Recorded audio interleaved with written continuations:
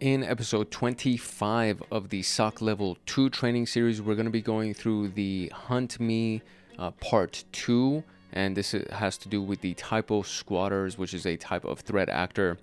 And essentially, it's just a practical exercise where we have to go through an investigation and answer these series of questions that we have over here. And that's pretty much it. And this is the last video, or the last room, I should say, that has to do with the threat hunting module that's inside of the SOC Level 2 pathway of TryHackMe. So this is essentially the overview of this particular video. We're just going to get a quick little scenario that I'll read through with you in a little bit.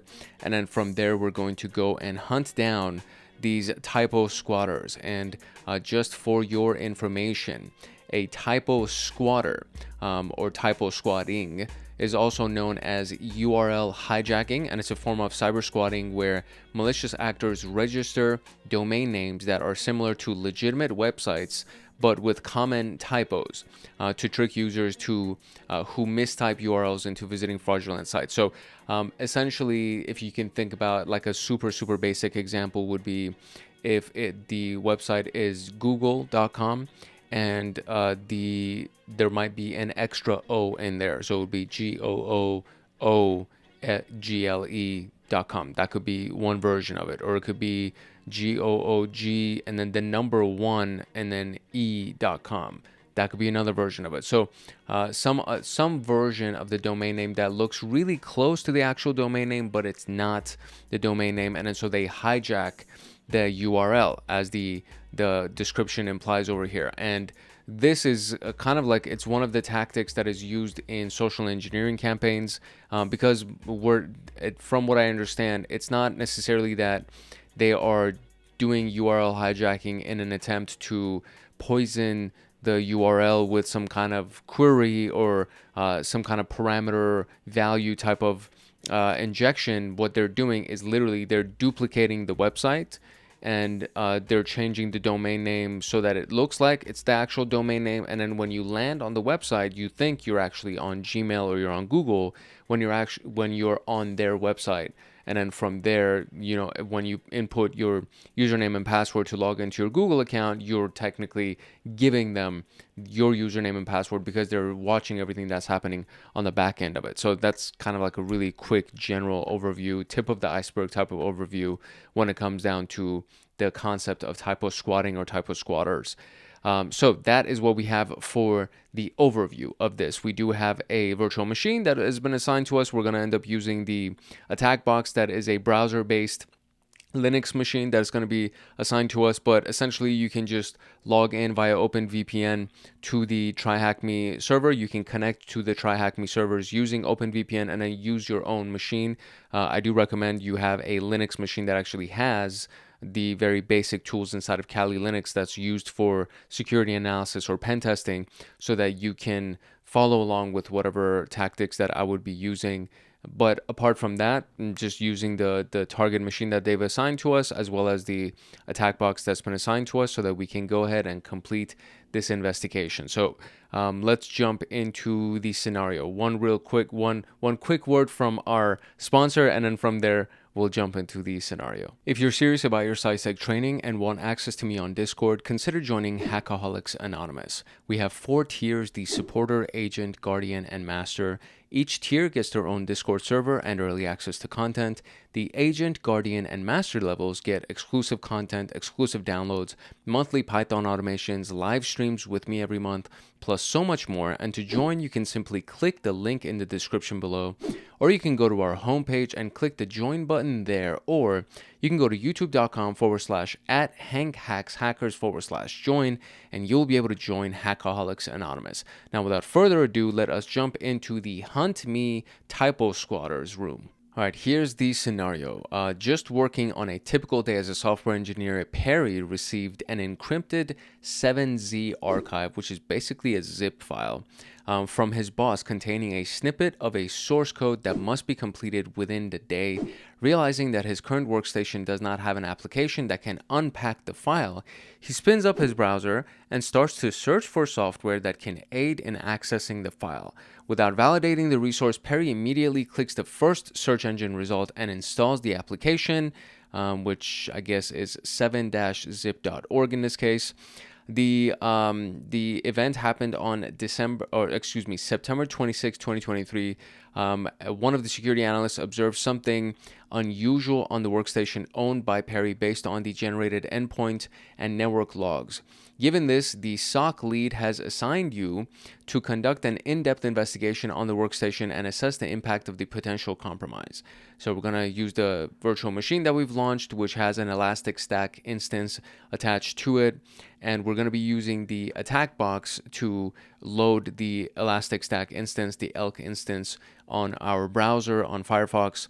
And this is going to be the username and password as per usual. This is the IP address that's been assigned to my Elastic Stack instance. When you do this, your IP address is going to be different. This IP address is not going to stay up by the time that I'm done with this video. That address is going to crash. So that's basically it. Literally, that's all we get. And then we have the questions that we got to answer at this point. So I am going to load the browser, and from there, I'm going to go into Elastic Stack, our ELK Stack instance, and log in, and we will begin from the very, very first question. So what I like doing is I like going into full screen mode with these things so that we can look at everything in a much larger screen and be able to zoom in and work around the browser a little bit more comfortably.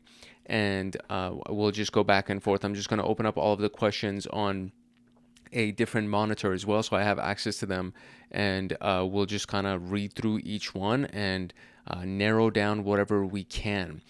Usually, the way that these things work is that when you go through the investigation piece by piece, each bit of information that you unload, or each bit of information that you uncover, I should say, each bit of information that you uncover will feed into the next part of the investigation. So far, we know that obviously it happened on September 26, 2023, and 7-zip seems to be the link that he clicked on, and there's two different versions of it, right? So it's 7-zip with what is it? Let me see if I can zoom in here.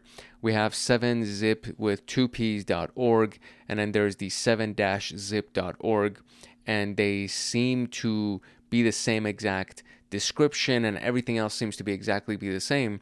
Now, if I were to kind of venture a guess, I would say that it's probably this one. That's the Typo squatter, because it's 7-zip with 2ps.org, and yeah, I don't know. We'll go from there. We'll see which link actually shows up in our investigation. But so we do know that it has 7-zip. We know that it's on September 26, 2023, and Perry is the user that has done the activity. So those are the few pieces of information that we have. And then now we're going to go and piece by piece, we're going to load each one of these questions, which is the URL of the malicious software that was downloaded by the victim user, etc., etc. And then each one of those ideally will build on top of each other, and they'll feed the next portion of the investigation. So I'm going to copy my IP address over here. I'm going to go over here. I'm going to paste it. We're going to press enter. It will take us directly to our Elastic instance, and username is Elastic, password is Elastic, and we are logged in. So let's do this. Okay, so the first thing that we need to do is obviously we need to go to the Discover portion just to see what's going on, and we need to pull up the date of the incident, which was, September 26, 2023. So if you've never done this before, you will always have an index that's available to you, and the index is sometimes either here or a little bit further up, but essentially that's the index that we're going to be using. And then the next piece that you need to do is you need to adjust the date so that it shows you some events, because by default it always loads the last 15 minutes. So the thing that we need to adjust to is we need to go to the actual September date, and it's going to be September 26th. So September 26, 2023, and we need to scroll up with all the time, start from 00, and then change this portion to absolute again, go to 2023, September 26, and it's going to be the last hour of the day, which when you scroll down over here, it'll be 23:30. So now you have the entire range to show for September 26. You click update, and now you have the events. So there are 32,000 events that happened on September 26th. So, I mean, the first thing that we should probably do is just kind of start with our user and just try to figure out what the freaking user is. So Let's see. There is a few fields that you can start with to narrow down what the usernames is. It's either win log user or it's like username, something like that. So there's username that's right here. So if I do username, so we can do user.name as the query or as the parameter for the query. And then from there, we can do Perry as kind of the thing. So we'll do user.name and then we'll do Perry like that. And then do an asterisk because I don't know what his last name is or the rest of it is. So it gives me 464 hits immediately. And the name is Perry Parsons. So that's what I got. So we'll now change this to Perry Parsons. And that will still be 464 hits. Okay, that's fine. The workstation, which is known as the host name, that's going to be something else that we need to kind of look at as well. And his host name is workstation 3. It's the agent host name that's available over here. And it may go across a few different host names. So that part is, we'll just leave that to the rest of the investigation, just in case we need to go kind of back and forth a little bit. But username is Perry Parsons. That's what we got. So that kind of gives us a starting point to try to figure out what's going on. Now, the question asks us, so the very first question asks us, what is the URL of the malicious software that was downloaded by the victim user? So key element is if it's a URL, you know that it has HTTP in it. And since we know that it was done by Perry, we can just do Perry Parsons, and then we could do and then we'll do HTTP like that, and then we can do an asterisks. And essentially, it's just going to search for both of these values. So we have nothing as far as HTTP itself is concerned. So what we can do is we can, I want to say it should actually work too. That's the interesting part about it, is that if it doesn't work under Perry Parsons, maybe it's something that can work just by itself. So let's do HTTP just by itself, and that's 17,000 hits. So that's definitely too many. So I'm going to do the workstation part of it. So let's do host name, and then we will do a workstation query or workstation type of a filter. And we will do workstation like that, and then we'll do an asterisk for the workstation and see what shows up for all of the workstations that are available with the HTTP portion. And that still gives us 17,000 hits. So that's the part that is like, all right, so so let's do also, and we'll do user.name should be Perry. So if I do Perry, and then just because I already forgot his last name. So nothing shows up when we actually include Perry in this, which is kind of interesting for me. So let's see what I can find if I do the workstation and the HTTP. Let's see what kind of processes we can find, because we want to see what type of browser is actually being used at the very least, right? So I would like to see what the process names are that are being pulled up here. So we will add that process name. And so we have PowerShell, PowerShell, PowerShell, PowerShell. So let's see if there's anything that we can real quick see that might potentially have a name. And I mean, 17,000 is so many different values to go into that it's almost impossible to try to find something that does not have, I zoomed out way too much. It's 17,000 is way too many things to try to search through. So I'm going to try to see what other way that I can kind of do this here. Okay, so that's pretty useful. So I did the workstation and I did process name, and inside of these parentheses, I did Firefox or Chrome, and then Firefox asterisk or Chrome asterisk, just because in case it has an executable or it doesn't. And so it shows all of these right here actually have to do with Chrome. So I would say that the process name or the browser that he was using is the Chrome browser. So now we have this right here, which is nice. So we have the process name being Chrome. So I will just change this completely to Chrome exe.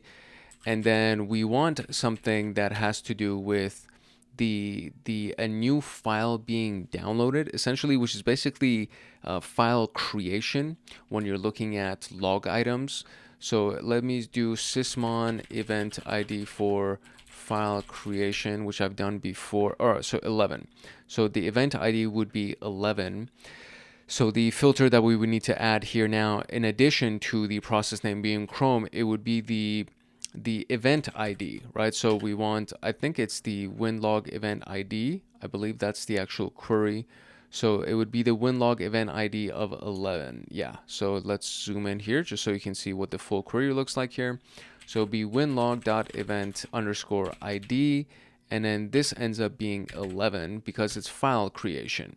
So now we have 2 hits. Excellent. So that's definitely a narrowed down instance here. So now that we have that, we can essentially just kind of look through what the paths would be, and I will just search for path and see what it shows me up. It says file path, so it's definitely not the file path that I want.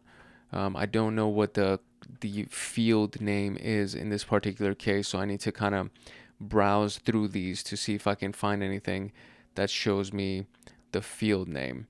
And oh, you know what I could do? I can go over here and I can do another and I can do HTTP, and hopefully it'll actually highlight this for me. Why doesn't it show anything that has to do with HTTP? That's like annoying. It should show me something that has to do with HTTP. It's like, what? It's a URL that we're looking for, so there has to be an HTTP inside of this. So okay, we're gonna manually browse these events. Let me see if I can find it. Okay, so it doesn't show me the actual URL, so I'm gonna remove this piece right here. Let's see if the Chrome HTTP portion just by itself works. Okay, that does work. That actually brought one event in our case, and here we go. Host URL is HTTP da da da da da da da. So that is the answer right there. That would be our URL that was used to download the malicious attachment. Excellent. All right, next one. It says, what is the IP address of the domain that is hosting the malware? So it's basically this domain that we're looking for the IP address in this particular case. So I'm gonna, like a quick little cheat is, if it is actually a domain that actually exists in the world, I will go ahead and just do a search for the 7zip with 2 zips.org. And it's a clean domain. That's insane. So if we go over here under details, there's nothing here. Under community, there's nothing here. So 7zip.org, as far as the virus total database is concerned, is a clean website. So that's definitely not going to help us. So what we're looking for in this particular case is going to be the 7zip with 2ps.org, and then I'm going to press enter, and I have 311 hits on this thing. And what I'm looking for is the DNS resolved IP address. So we're looking for an IP address field. So if I go over here, and we will do a resolved, there we go, DNS resolved IP. So let's add that. Let's see if that actually shows anything to us under any of these fields. I do have a few that actually do show up. So it's right there. Come on. There we go. So that would be the IP address in this particular case. That would be resolved for this thing. So we'll copy that. And it doesn't say to defang it, so I'm not going to defang it. Let's press enter. Cool. Yeah, that is the right IP address. Okay, so the next question here, what is the PID of the process that executed the malicious software? So the malicious software is this thing right here. So let's copy that, and let's go over here, and we will just do a search for that. So let's see what shows up when we do the name of this. It says 232 hits. So that's actually way more hits than I anticipated. So I wonder, I think, you know what? It's probably pulling up like the full domain and everything that has to do with it. So if we wrap this inside of quotes, yeah, there you go. So if you wrap it inside of quotes, it's just going to search for this specifically instead of anything that has to do with that. And it probably pulls up domain names and URLs and things like that. So, okay, so there we go. We actually have only 14 hits that are available for this. So we need to remove a few things here because I'm no longer interested in the resolved IP.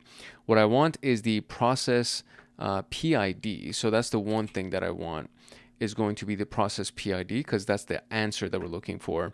And then we're also looking for some kind of value that will show us what was launched or what executed it. So that usually ends up being a command line kind of a thing. So it would be PowerShell command, process command line. So let's do process command line, and then we'll do the process parent command line. And then once we look at this, we can see, all right, so there we go. This one actually has this inside of the name, and it says that it's launched it. So downloads, and it says Windows System MSI exec executable, and I believe that would be the PID that's associated with it. So it would be this piece right here, because this is literally the only thing that actually shows inside of the, so let's see what field this is, the process command line. So inside of the process command line, which is the actual process that launched it, right? So the process command line is the MSI exec process that actually launched it, and this would be the value for the PID for that. So let's go and try that over here. Oh, all right, so it would be 2532 like that. Let's try that. Cool. All right, making some progress here. Let's move on to our next question. Following the execution chain of the malicious payload, another remote file was downloaded and executed. What is the full command line value of this suspicious activity? The hint in this particular case is going to be the fact that we're looking for the command line value of this.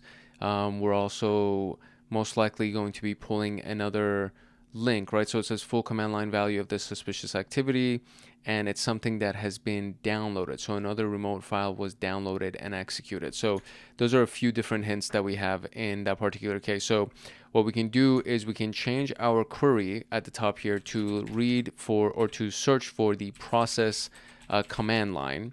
And from there, we're going to look for basically anything that has to do with HTTP. And if you really wanted to kind of look even more into it, you could do this, right? So you could say, we could put it inside the parentheses where we do HTTP like that, or I can even do and probably, but I could do or, and I could do, what is it, asterisk invoke web request, which is another PowerShell command for downloading something from the internet, or we could even do invoke like that, where we do invoke dash web request like that, which is another, it's like the non-abbreviated version of invoke web request, but usually hackers won't use the full version of this. They'll actually use the abbreviated version just to kind of bypass security. So if we do that, oh my God, we have 17,234 hits. So that's definitely not the best response. So let's see, I'll do this. I'll do this. I'll change this to and in this case, and then we will put quotations around these elements. So I wonder if I do highlight them and put the quotation, yeah, it'll wrap everything in a quotation. So if we press enter on this, it still does 17,221 hits, which is still way too many hits. So let's see what we can find if we just kind of narrow these things down, because it's too many. 17,234 hits, way too many. But I am trying to see what potentially might be a good way to download, or to find potential downloads for this. So I'm going to mess around with a few queries and see which one gives me the best responses. Oh, I see. I mean, so I didn't add anything else as far as the query is concerned. I just clicked this little arrow button to go from, descending to ascending. So it has like the oldest events first, and then it just gets older as you go down. So the most recent events would be at the very, very bottom. So if we actually go up here to see what is available, is that we can see the PowerShell invoke web request, and this is the very first command that's ran, that is still from the 7-zip website, and it kind of fits the overall format of the answer that we're looking for anyways. So this potentially could be the answer. It is the command line, and it is invoking a web request. We can see that IWR right here. Obviously, they're actually pulling something from a website, so we can see that right there. So let's see if that actually ends up being the answer. I feel like that is. Yeah, okay, great. That is actually the answer. And it says following the execution chain of the malicious payload, right? So you're kind of looking for the series of the effect, the time, excuse me. So you're looking for the timeline of all of these commands that have been ran, and from the initial download, there would be, you're still looking towards the very beginning where these commands were running to launch the next series of commands to set up the next series of commands that this person or this group or whoever it was actually ran these things. So now we're looking at the next question here. The newly downloaded script also installed the legitimate version of the application. What is the full file path of the legitimate installer? So the legitimate version of the application, what is indeed the actual application? I think they're referring to the 7-zip installer or the 7-zip program, right? So that would be the thing that would be the legitimate version of it. So I would assume that that's it because we're downloading it from 7zip.org. So the newly downloaded script also installed the legitimate version, and so this would be the actual newly downloaded script. That's the 7z.ps1. .ps1 always implies that this is a PowerShell script that's being downloaded. So we gotta first start with searching for the 7z.ps1, which is that script itself, and then from there we're going to try to find some kind of an invoke web request, another thing that would essentially just download another file, like the legitimate version of the file. So just to search for 7z.ps1 gives us 28 hits. We are looking for the name of the official process, like the legitimate process that was downloaded. So if we also add the process name, oh, there was something literally that right there. Come on, stop passing it. There we go, right there. So we can see that the command that was previously the regular process command line is now under the parent process command line. So literally almost, actually I think identically the same exact command that was previously run as the process. Now it's the parent process, and the download itself for the process command line is the Windows temp 7zlegit.exe, and then we have 7zlegit.exe being the process name itself. So I mean, it says legit in the name. So again, that's like another one of these kind of like gimmies. They usually try to name the file. Oh, I need actually this full thing. They usually try to name the file with some kind of like naming that is like, oh, this is probably what they're talking about. So it'll be like malicious something or hacker or something. But in this case, it says legit something. And there you go. That's the actual answer. So cool. So now we on to the next question. What is the name of the service that was installed? So it's probably on here somewhere. I'm sure there we go. It's actually right on the screen. And again, by the naming, right? The way that they named it, it's like, okay, there we go. So 7z service would be the name. And then you can, again, just kind of look at the parent process command line. That's the dead giveaways that by looking for the parent process command line, it'll show you what the actual commands were that were run. So we can actually even do this where we add this as a filter.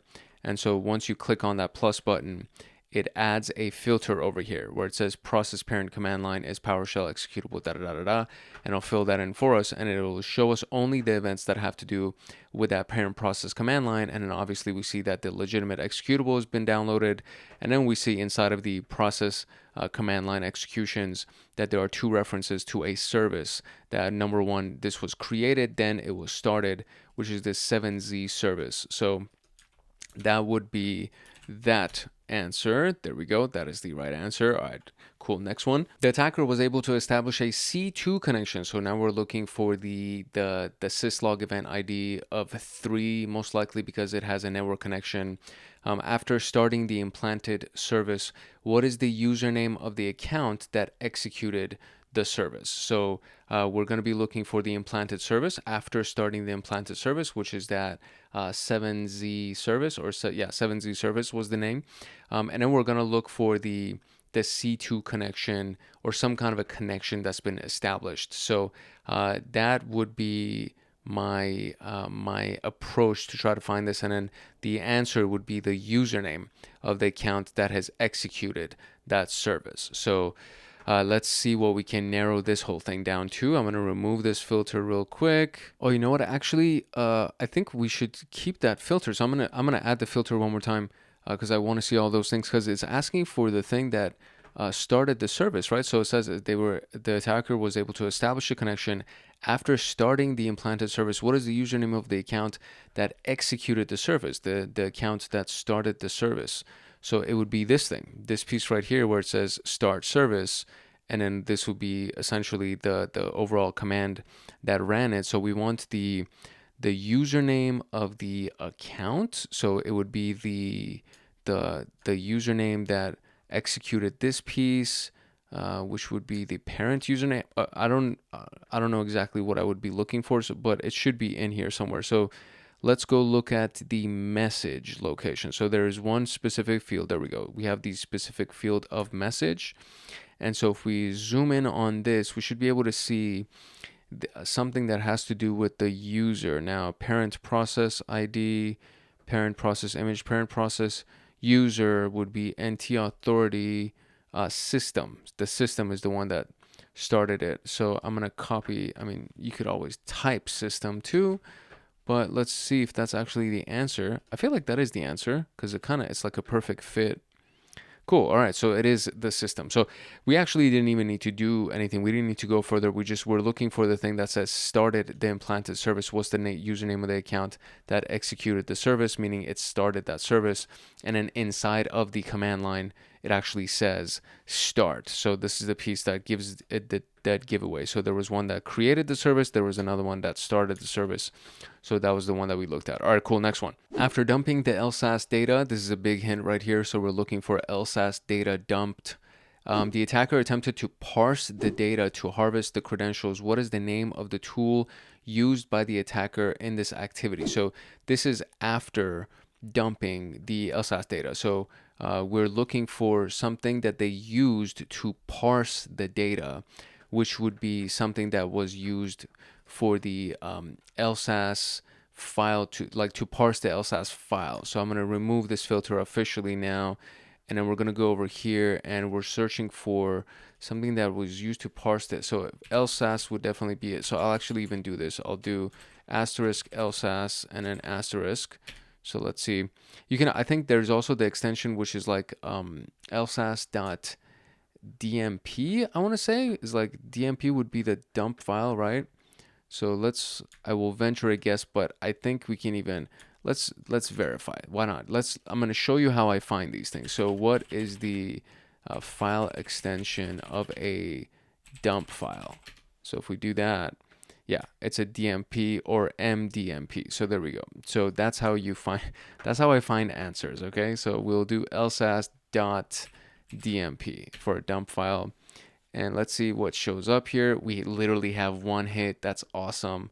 Excellent. All right. I need to get rid of these fields of interest though, so we can go ahead and find some other information that may be interesting to us. So the command actually is over here. So there's this like large data piece that is under message. The whole thing is actually inside of the message element, and we're looking for the tool that was used to parse parse a memory dump, and this will be invoke power extract, which is a commandlet from PowerShell. And I mean, dude, literally it says parse a memory dump. So that is inside of the message. So no, it's not parse. It would be invoke, what was it? Invoke power extract. There we go. Cool. All right. Nice. All right. So let's see. What is the credential pair that the attacker leveraged after the credential dumping activity? Format would be the username and the hash. So we've actually done this a few times and we've used it in pen testing as well. If you don't know what the tool name is, it's the most popular tool for credential dumping, and it's called Mimikatz. So I will just do MIMIKATZ like that, and I'll do an asterisk after it. And then let's see how many different events show up. So we have 139 hits for Mimikatz, and we're looking for something that would have to do with the credential dumping or like stealing data and actually running Mimikatz, which is it has to do with like it's the command type itself, because a lot of these things actually have to do with GitHub, etc., etc. So what I will do is I'm going to try to remove, or I'm going to try to hone in on these events that don't have to do with the actual GitHub link or anything like this. I want to see if there's any way that I can just find the commands that were ran using Mimikatz directly. So we actually do have some executions that have Mimikatz as the process. So I will do mimikatz.exe under the process name. So that way it will show me the stuff that's been ran with Mimikatz instead of, yeah, there you go. And there's only 8 of them. So there we go. That's much better. And so now we're trying to find the commands themselves, because inside of the commands will show whether or not they were successful by running Mimikatz and trying to download user credentials, essentially. So we're going to do the process command line, and then we will do the parent process command line as well. And what we're looking for is essentially what would look like a username and password combination, or a username and a password hash, because it wouldn't be the password. And it's literally right on the screen. There's multiple instances of it. So we have the James Cromwell would be the user, domain is Swift Spend Financial, and then we have this NTLM, which NTLM is a hash. It's a hash algorithm. It's a hashing algorithm for Windows machines. So James Cromwell with 2 L's. So it would be james.cromwell with 2 L's, and then we will just paste the hash. There we go. That is the answer. So when you think about credential dumping or using any specific tool to dump credentials or anything like that, you're always, or for the most part, in most situations, you're going to be talking about Mimikatz and using Mimikatz to dump a credential pair. And there are certain commands that go along with Mimikatz when you have launched Mimikatz inside of the command line.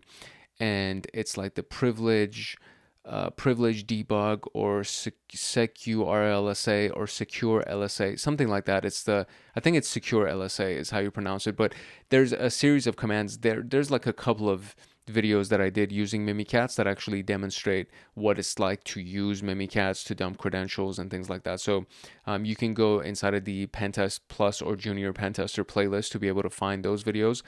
But for the most part, as long as you can remember that Mimikatz is the tool that is associated with credential dumping, you'll be good. You'll be able to kind of investigate and narrow down the activity that had to do with that credential dump. So let's move on. After gaining access to the new account, the attacker attempted to reset the credentials of another user. What is the new password set to this target account? So we're looking for a password reset.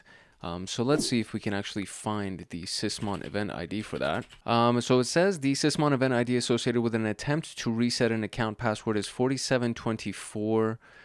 So let's see if that actually does anything for us here. So we're looking for the winlog.event_ID, and it was, 4724. So let's see if anything shows up for 4724, and it doesn't. Of course it doesn't. Okay. So what we're going to do, let me see. There should be some kind of an event that's associated with it, because there's also anything that was done with, or after that whole thing that was done with James Cromwell, because this guy right here. So it would be something that had to do with the James, or after that event, right? So it says after gaining access to the new account, which is the James Cromwell account, the attacker attempted to reset the credentials of another user. So it would be assuming that they've already accessed the James Cromwell account. So let's see if we can, what would happen if we searched for James Cromwell. So I got 301 hits on James Cromwell just by himself. So let's see if we added the password phrase into that, what that would turn into. And now I have 6 hits that is associated with that piece. So let's see, we're looking for something that has to do with a password reset or something like that. And none of it is actually being highlighted for us over here. So we would have to kind of dig into this, or at the very least change the command line views, or the interested fields portion for us to be able to see what we can find. So we have the inside of the, what is this? Inside of the PowerShell command invocation details value is what we can see, password equals logon domain, and then we have this password element right here, and so on and so forth. So I'm going to see if I can do this where I add the PowerShell command invocation details value. Oh no, oh my God. It added a million different filters, so that was counterproductive, and now I have to remove this. I can click back actually twice. There we go, and it'll remove everything for me. So that's great. So I'm looking for the PowerShell command invocation details value. That's the piece that I'm looking for. So I'll add that. It's going to be right here. I will add that as one of the fields that I have over here. So let's see what is displayed to us once we do that. And now we actually have some interesting information on the right-hand side here. And now we need to see, what's the question again? It says, what is the new password set for the target account? Okay, so none of these actually worked. None of these values is of interest to us. So what I'm going to do is I'm going to search for the command that is typically ran to change somebody's password. And I want to say it has to do with the net users string. There's like some kind of a command that is ran to change somebody's password. So let me look for that real quick. And there it is. So it is actually the net user, and then you would do, this is basically a net user, username, and a new password. That's kind of the pattern that we're looking for. So let's see if we can kind of narrow down everything that we've done over here to search for something like that. So I'll do net user like that, and I'll just search for net user just by itself. And that, I mean, that by itself brings 22,873. That's a lot. So let's see if I can change it to, and we'll do james.cromwell. Let's see if that also shows up, or if it brings anything up for us here. And that narrows it down to 64 hits, which is not bad. Okay, so we're making a little bit of progress here. So I am now interested in something that has to do with the net user phrase, or something that has to do with the username change. So out of these 64 hits, I need to find something that will show me net user. So let me see what I can find. All right, cool. So I changed it from net user to net users, and then I changed the process name to show me net.exe, which is actually the process that would be used in this case to launch anything like that. So now we have some interesting information available to us, specifically under the process command line element. And if we go over here, we can see that Anna Jones actually has a new password that's been assigned to her, and this is I believe this should be the full password right there. So we will go ahead and highlight that, and we'll go over here, paste that, enter, boom, there it goes. So we are just a few questions away from wrapping this whole thing up. What is the name of the workstation where the new account was used? So we are now looking for Anna Jones as our new account. So let's do Anna.Jones, which I'm pretty sure is going to bring up a few different hits at the very least. Yeah, 10,000 hits on Anna Jones. Okay. I need to see. So it says the workstation where the new account was used. What's the name of the workstation where the new account was used? So what we can do is a new event ID here that would be useful. So winlog.eventID1, which is basically the event ID for a new process that is started, or a new process that's created. So now we have 139 hits. So that's always useful as well. And we want the name of the workstation. So I will go ahead and type in host in our field names, and we want the host name. So we'll add that over here. I'll remove the PowerShell portion. So host name, I have the workstation 3 Swift Financial, and for the it's either workstation 2 or workstation 3. I want to say that it is actually workstation 3 though. So let's see if it's either workstation 2 or 3. It's basically one of those two. So let me highlight this whole thing and let me see if it's 2. If not 2, it would be 3. Let's go over here. Or, oh, there you go. So it's either 2 or 3. Oh, 2. 2 is the one. Look at that. Easy money. Cool.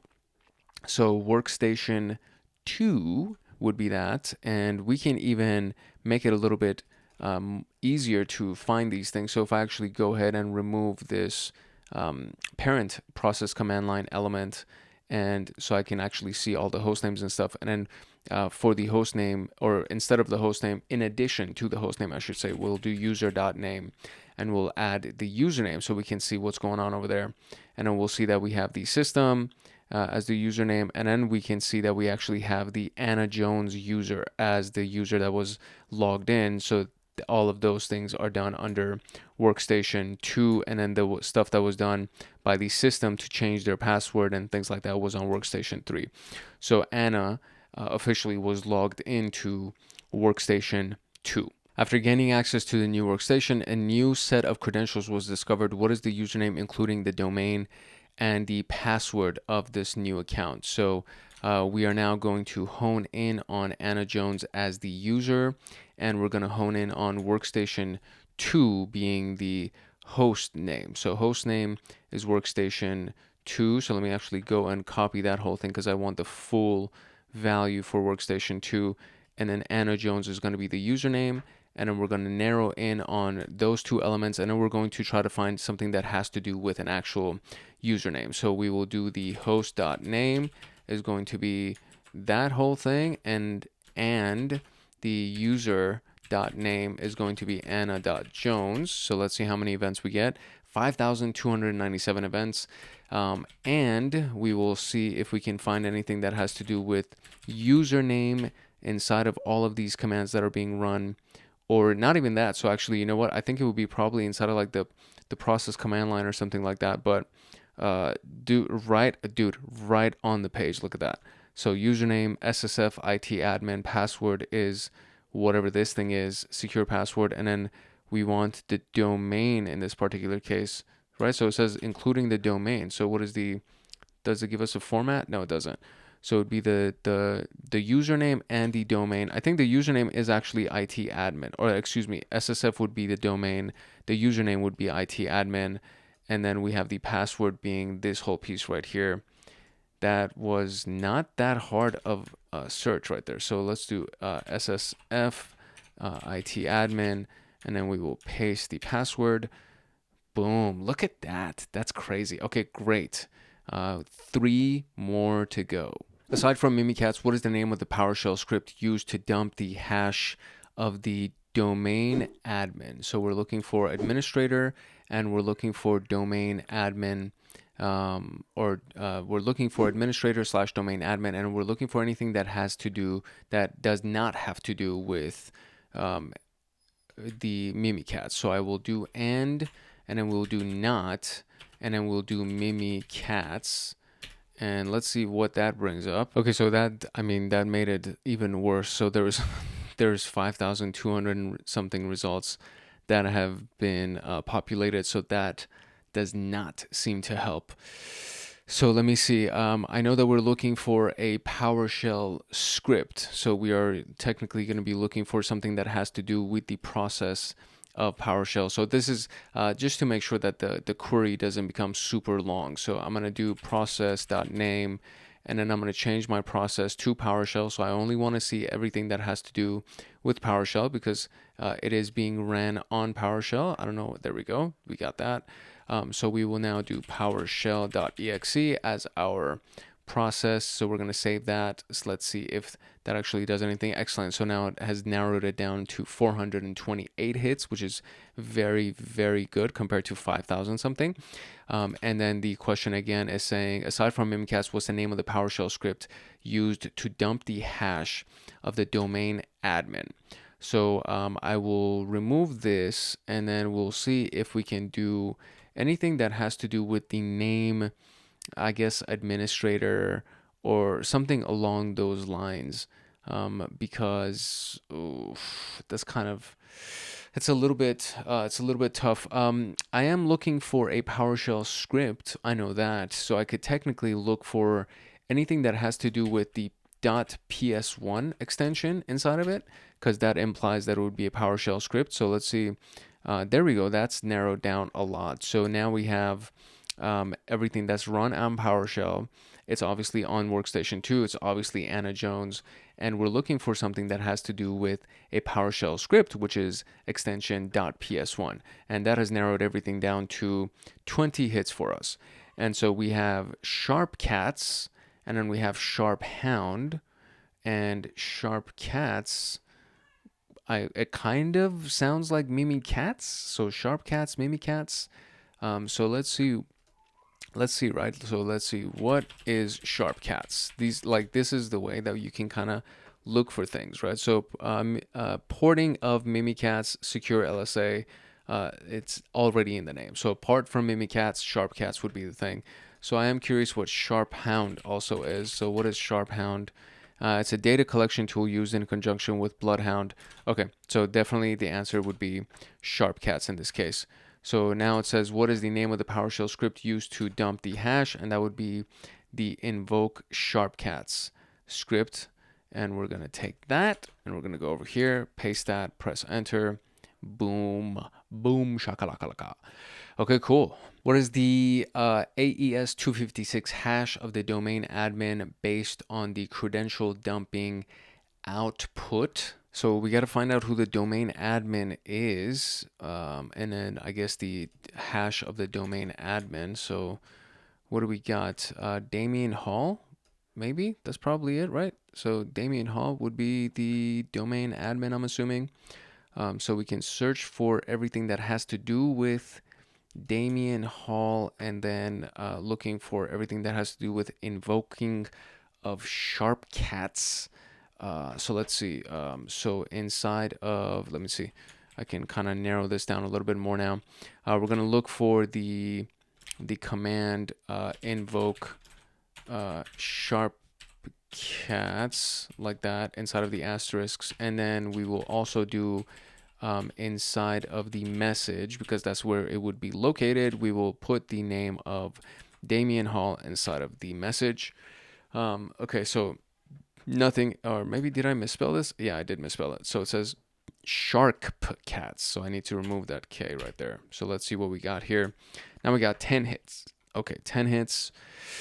And now I need to find the freaking hash value of this guy. So I know that I need to look for the PowerShell command values, because that's the stuff that like hosts all of these things. We can get rid of the usernames and things like that. We will go to find the PowerShell command. What was it? Power. Oh, it's not even in here.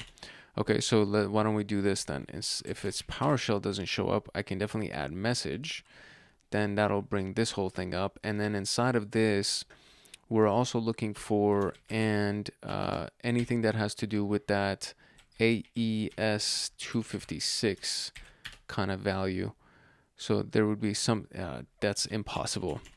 It is impossible for it to not have that, because it actually would show that inside of these things. So, I mean, I guess I have to literally just look at each one of these things, but it's in here somewhere. I know for a fact that it's in here somewhere. So there are only 10 events, so I have no problem searching through these 10 events to see what it is that the value is. So let me go ahead and search for them, and I will find the AES 256 hash value. There's SHA-256. So SHA-256 is right there.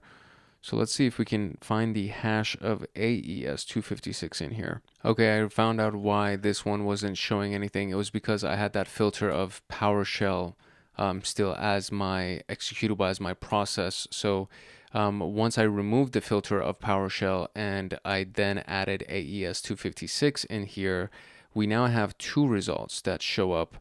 And it looks like one of them probably has more data that we can pull from. So let me see if I can go ahead now inside of these events and find something that might be of note. We do have a PowerShell command invocation value portion. And inside of this, there should be something that looks like AES. Look at that, AES 256 HMAC I don't know if that's it though. So let me see if there's any other reference. But I think that is it. Like that seems to be pretty much very, very close to this. So AES 256 HMAC, AES 128 HMAC. So yeah, this is it. AES 256 HMAC. So it goes all the way from here and it will come all the way down here. So I will copy that value and fingers crossed. Oh, machine is expiring. We also don't want the machine to expire. That's another big deal. So let's just add another hour just in case. We have 12 minutes. I feel like I can find the final answer in 12 minutes. Ooh, kind of close. Okay, here we go. The final question says, after gaining domain admin access, the attacker popped ransomware on all workstations. How many files were encrypted on all of the workstations? And earlier when we searched for this domain right here, or when we tried to find this domain right here, there was something that showed up that kind of seemed interesting. It showed of note. I forget the name of it, but there was definitely something that was there. So if we search for that one more time and try to see, what do you mean, bro? How is there no results for this? I know for a fact that there's results for this. That's insane that it says there's no results. I literally found a bunch of stuff inside of that. So it's like, how are you not showing any kind of results for that? That's kind of insane when you think about it. But there's definitely something. I know for a fact that there's something that exists. So we have the 7zip.org, which again is insane that it doesn't show me any of that stuff. So maybe I need to do, I'll do this. So I'll do process.command line. And then inside of that, we will do the asterisk 7zip.org element. And then let's search for that. And it says error and or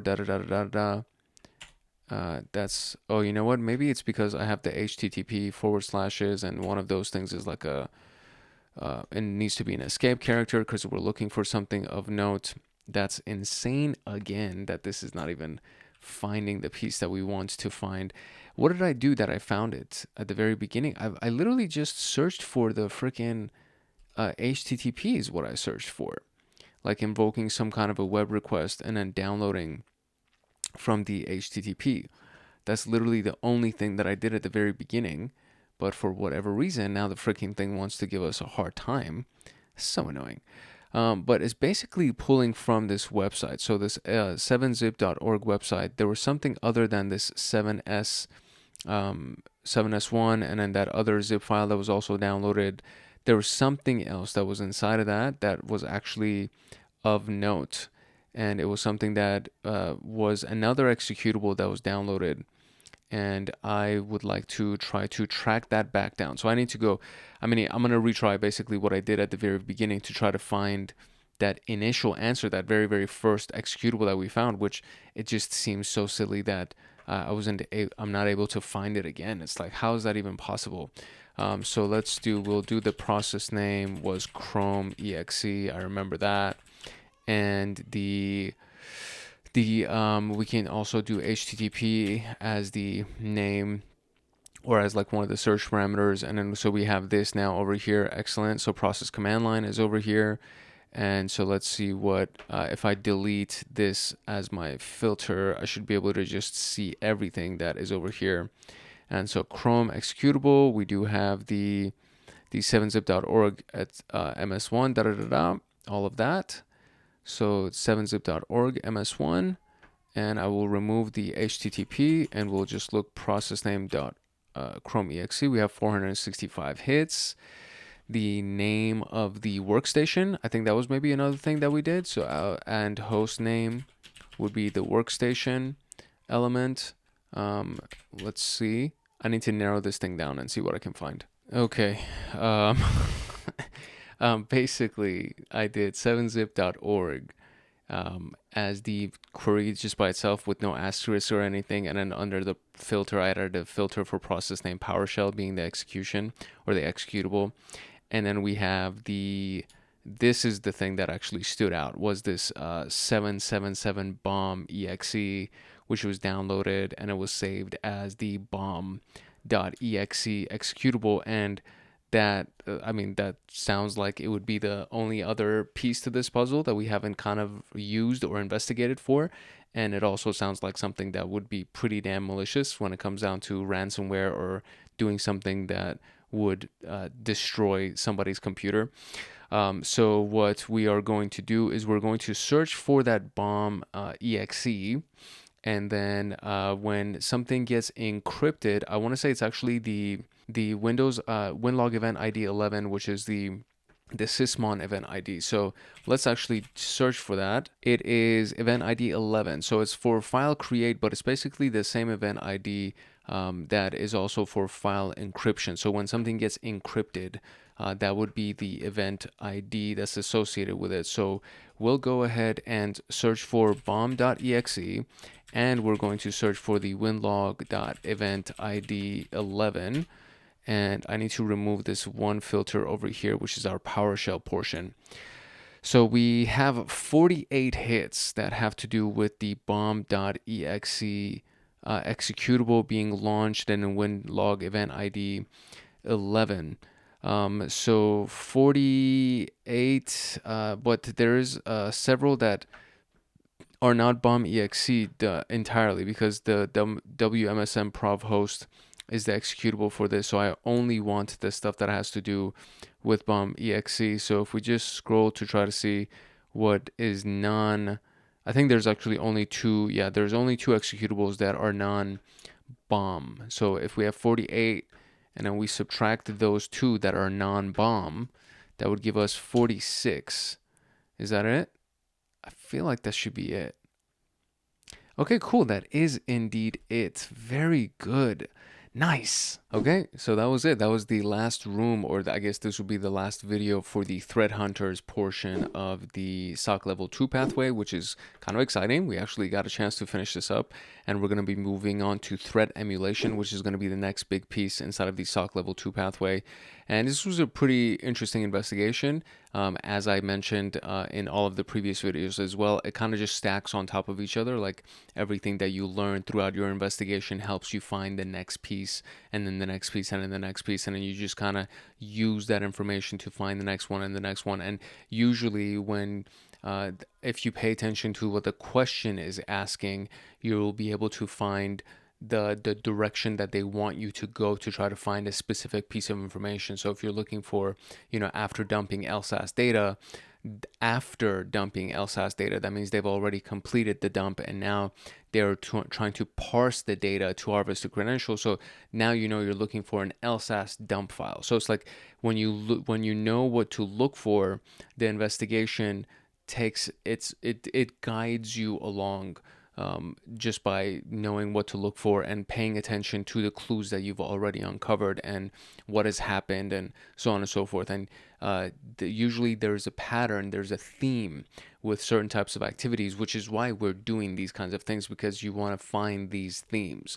And when you go through the MITRE attack matrix and you go through the MITRE attack framework, you'll see that there's essentially a certain number of routes that somebody can take, or a certain number of routes that they do take. So when we think about, okay, dump files, how to create a credential dump file, what's the first name that pops to mind? It's Mimikatz. Okay, what's another one other than Mimikatz that would jump to mind? And that was Sharpcats.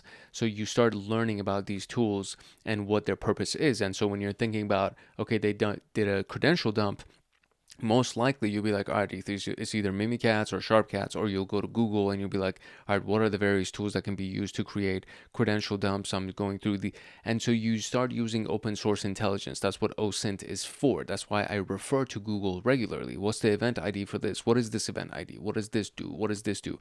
And you start going to these things and you find the information through open source intelligence, which is a really, really big tool. And usually OSINT is used in the context of penetration testing and trying to find reconnaissance on your target, but you can also use OSINT for doing a blue team investigation or digital forensics investigation, because intelligence is intelligence. It doesn't matter what you're using it for specifically. So I hope that this whole path that we went through provided this nice kind of guideline for you, a template for you to be able to run your digital investigations and digital forensics, and how to track down information. And I'm going to combine all of the exercises that we did into one large file, one large upload, just so you have that as a reference, so you don't have to hunt around for these various videos. because I think that also serves useful when you see these various exercises ran multiple times and you see that there's a pattern. And if you watch the last video on thread hunting, the hunt me video and the thread hunting videos, there's a pattern to all of these things that we're doing, and eventually you'll catch the pattern. Eventually you'll it'll register for you and you'll know what route to take. So I'm beating a dead horse at this point, but that was it. That's everything that we did for our Hunt Me Typo Squatters room inside of TryHackMe's thread hunting module. If you liked this video and you would like to get more videos like this one, I do encourage you to like, subscribe, and turn on that notification bell so that you get notified the next time that a video comes out on this channel, whether it has to do with SOC level 2 as we go ahead and finish the path, and as we move into pen testing, and as we move into AI for cybersecurity. I would think that you would want to get notified of all of those videos that come out. So if you do want to get notified of all of those videos, make sure that you like, subscribe, and turn on the notification bell so that you get notified when those videos come out. And of course, if you have any comments or any questions or anything like that, especially as we go through some of these more complex videos, please make sure that you drop a comment in the comment section. I am responsive in the comment section and I hit up everybody as long as the comment doesn't get past me. Sometimes they do, but then I go through the comments again, and whatever I find, I may reply a couple of days later. Sometimes it was like a week or something, but I will reply. And so that is the thing that I am, as the channel continues to grow, it gets a little bit tougher because a lot of comments do come in, and sometimes I miss the comment, but it's not on purpose. It's just that a lot of comments come in and I want to make sure that I respond to everybody. So I am responsive in the comment section. If you have any questions, drop your questions in the comment section. If you just want to say hi or whatever, drop it in the comment section. And of course, make sure that you like, subscribe, and turn on that notification bell so that you get notified the next time that a video comes out on this channel on any of these paths that might be interesting to you. If you're serious about your SysAdmin training and want access to me on Discord, consider joining Hackaholics Anonymous. We have 4 tiers: the supporter, agent, guardian, and master. Each tier gets their own Discord server and early access to content. The agent, guardian, and master levels get exclusive content, exclusive downloads, monthly Python automations, live streams with me every month, plus so much more. And to join, you can simply click the link in the description below, or you can go to our homepage and click the join button there, or you can go to youtube.com/@HankHacksHackers/join, and you will be able to join Hackaholics Anonymous. I hope I see you in the Discord chats. If not, I hope I see you in the comment section. And that is it for today. It's your boy Hank Hackerson at Hank Hacks Hackers, your favorite network and system attacker/protector. If no one else loves you, Hank loves you. Love, peace, and chicken grease, and I will see you in the next video later.